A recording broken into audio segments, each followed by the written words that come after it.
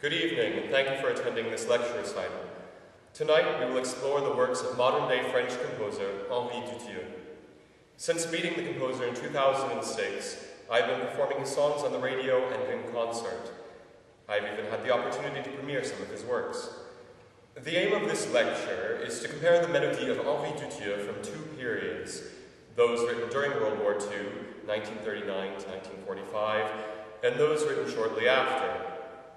By examining these two periods, I would detail Dutilleux's journey from a young composer unequivocally influenced by the works of Fauré, Debussy, Ravel, and Poulenc, to a man whose musical style was transformed by the harrowing events of the Second World War.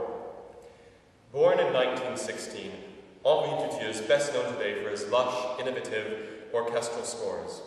And now the premiere of his Le Tour de l'Horloge at the Théâtre des Champs-Élysées in May 2009 has stirred curiosity about his vocal music, especially his songs. Dutilleux wrote the entirety of his song output between 1929 and 1963, a total of 16 settings. However, he no longer acknowledges any of his own music written before 1946, the year he published his piano sonata, Opus 1, thus erasing half of the song repertoire from his oeuvre. From this period, we will hear the unpublished Chanson au bord de la mer from 1941, grouped together with the Quatre Mélodies of 1943. Through these songs, Dutilleux asserts himself with confidence. He also proves his great potential as an orchestral composer. That said, the influence of previous French composers was apparent in these melodies, and the poems he chose to set neither create a coherent cycle thematically, nor resonate on a more profound level with the composer. Seemingly aware of this, Dutilleux has all but disowned these songs. From the second group of songs come three post-war cassou settings. These sound like works of an entirely different composer, inspired by the sonnets of political activist and World War II detainee Jean Cassou. These personal accounts of loss and captivity during the war seem to have resonated deeply with Dutilleux. Through these sonnets, Dutilleux unlocked his true creative potential and individuality as a composer. These songs are arguably his first great masterpieces. But let's go back to the composer's origins to find out from where all this comes. As a youth, Dutilleux attended the Conservatoire de Douai in the north of France. His interest in music was so profound that his parents presented him with a score of Pélias and Mélisande for his 12th birthday. He had no penchant for composing, and the first original piece he remembers writing was a song entitled La Fleur from 1929. He continued with general education until the age of 16, when he enrolled at the Conservatoire de Paris in 1933. At that time, the Conservatory's program was primarily Franco-centric, and the current German occupation of Paris disallowed any music by Jewish composers or those who were deemed degenerate. Therefore, Dutilleux's worldview remained limited. He was only slightly familiar with the works of Bela Bartok, for example, and completely unaware of the advancements of the Second Viennese School. Dutilleux won first prizes in harmony and fugue from the Conservatory in 1936. In 1938, his scène lyrique, L'Anneau du Roi, won the famed Prix de Rome, a scholarship that would allow him to study in Italy. It is interesting to compare this piece with Debussy's cantata, L'Enfant Prodigue, from 1884, which won him the same prize. Parallels include the use of chromaticism, seventh and ninth tone harmonies to express a sense of exoticism, a tendency towards symbolism through recurring themes, the depiction of the story's three very similar characters through contrasting musical content, and employing classical and operatic forms. Dutilleux left for Rome in February 1939, and during his brief stay in Italy, his best remembered times were his visits to Florence, where he found himself especially inspired by the Renaissance paintings there. Unfortunately, he was forced to return to France only 4 months later due to the pressures leading up to the Second World War.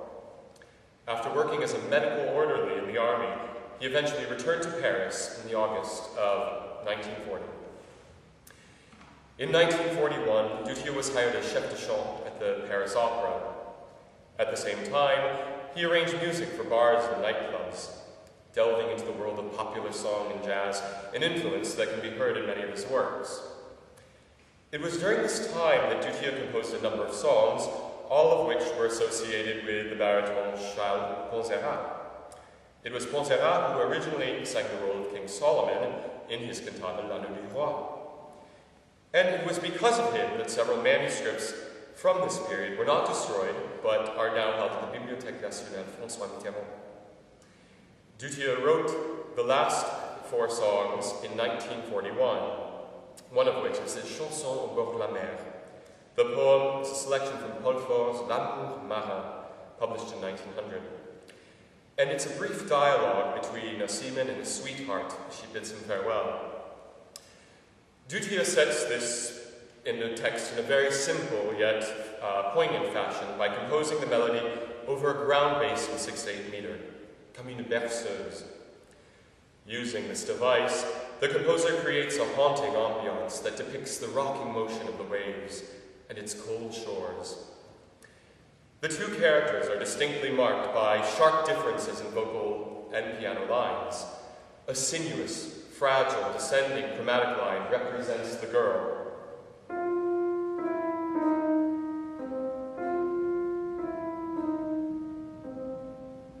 Whereas a lower, mezzo forte, marcato line and blocked chords depict the sailor.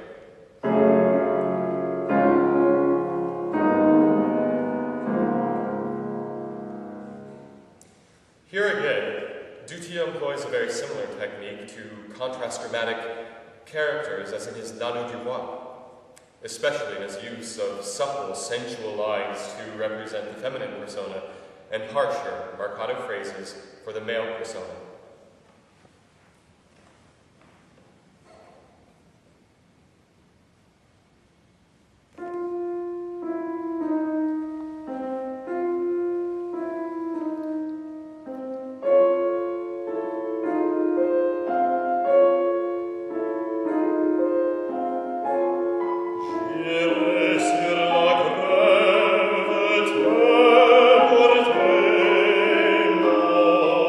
Is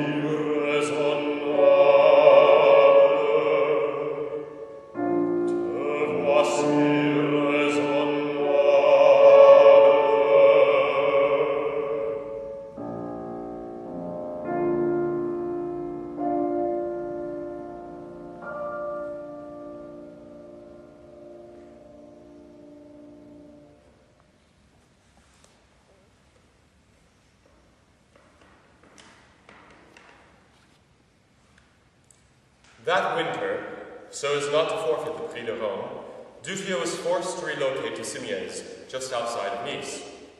He felt terribly isolated there. Aiding to this state of unease and loneliness, his mail was being intercepted by the authorities, as it was known that he had friends involved in the Resistance movement in Toulouse. Without authorization, Duthieux quickly left Simiez for Paris via occupied zones of the Régime de Vichy. Upon his return, it is said that he destroyed all of his works, excluding L'Anneau du Roi and his Suite en Concert. We now know, however, that much of this music survived. Between 1941 and 1943, Duthieux composed 4 songs for his friend Charles Poncerat, published by the Édition Durand, under the name of Quatre Mélodies. Due to the success of these works, the Paris Conservatory helped him write and premiere an orchestrated version in 1943. In these orchestral songs, one recognizes the great potential he had for orchestral writing, a genre that would soon outshine his talents for song. The first song in the group, Féerie au clair de lune, by Raymond Gentil, it is a fantastical narrative that conjures up a world similar to that of Shakespeare's A Midsummer Night's Dream, with its delicious descriptions and insect ballets and intoxicating fragrances. Duthieux infuses this song with delightful sounds and sprightly text painting. He grasps the listener's attention by juxtaposing major and minor tonalities, as well as sidestepping harmonic modulations to weave the text in and out of different scenes in this microcosm. A play that unfolds in the shadowy depths of nature. Duthieux's fondness for jazz and the jazz aesthetic becomes apparent as he twists and turns chromatic figures through smoky blue sections to create a sense of turbulence and danger in an unknown world lurking with dark secrets and magical enchantments. At the start, lively appoggiaturas in the upper register of the piano and staccato eighth notes instantly evoke dancing gnats and springing grasshoppers.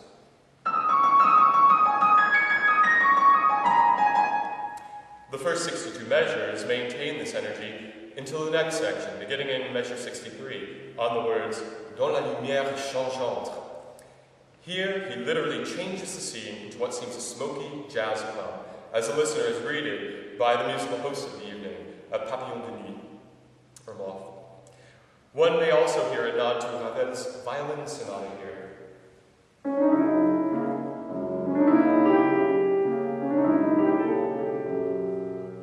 This section swings on from measure 63 to 145, including special appearances by Oberon, Titania, their creator, and, of course, Shakespeare.